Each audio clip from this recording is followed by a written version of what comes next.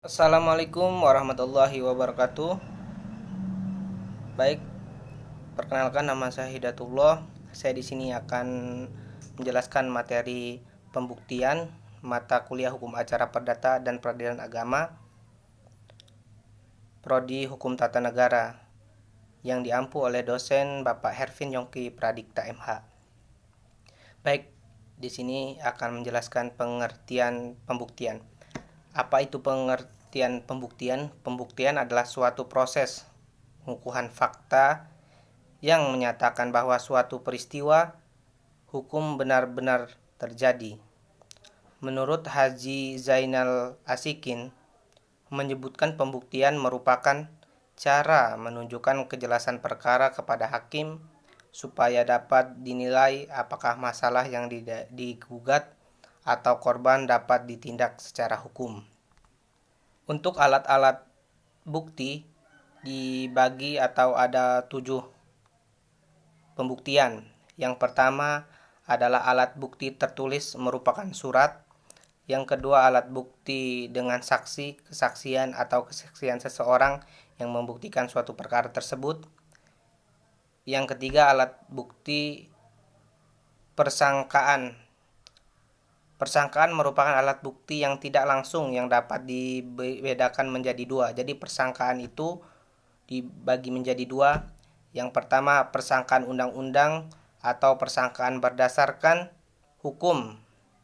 Yang kedua persangkaan berdasarkan kenyataan atau persangkaan hakim. Jadi persangkaan itu adalah yang persangkaan kedua dalam alat bukti pembuktian. Yang ketiga itu adalah persangkaan hakim. Yang keempat ada alat bukti pengakuan. Pasal 174 HIR menyatakan pengakuan yang diucapkan di depan hakim cukup menjadi bukti untuk memberatkan orang yang mengaku. Jadi alat bukti atau pembuktian yang keempat adalah pengakuan. Yang kelima alat bukti sumpah. RBG _HIR mengenal 3 macam sumpah, yaitu pasal 182 RBG dan pasal 155 HIR mengenal sumpah pelengkap dan sumpah penaksiran.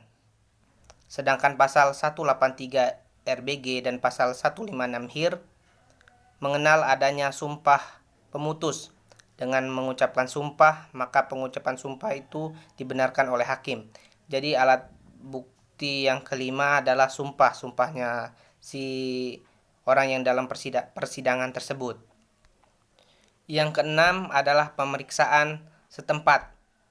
Pemeriksaan setempat mendapat dasar pada pasal 180 RBG _153 HIR yang menentukan ketua jika dipandangnya perlu atau bermanfaat dalam mengangkat suatu atau dugaan komisaris untuk dengan dibantu oleh panitera mengadakan pemeriksaan di tempat agar mendapatkan tambahan keterangan. Jadi pemeriksaan di tempat ini adalah terjun langsung melihat suatu tempat kejadian untuk mencari keterangan-keterangan lain. Yang ketujuh keterangan ahli.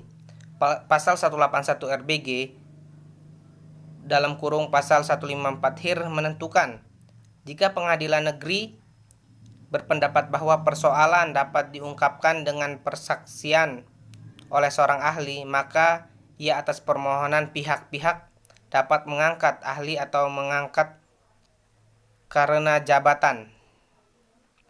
Keterangan ahli itu berupa pendapat atau kesimpulan berdasarkan pengetahuan atau keahliannya yang dikuatkan dengan sumpah. Namun demikian hakim tidak diwajibkan untuk menuruti pendapat ahli tersebut. Jadi keterangan yang ketujuh ada pendapat ahli atau pakar-pakar hukum. Mungkin sekian dari saya. Terima kasih. Saya akhiri. Wallahul muwaffiq ila aqwamit thoriq. Wassalamualaikum warahmatullahi wabarakatuh.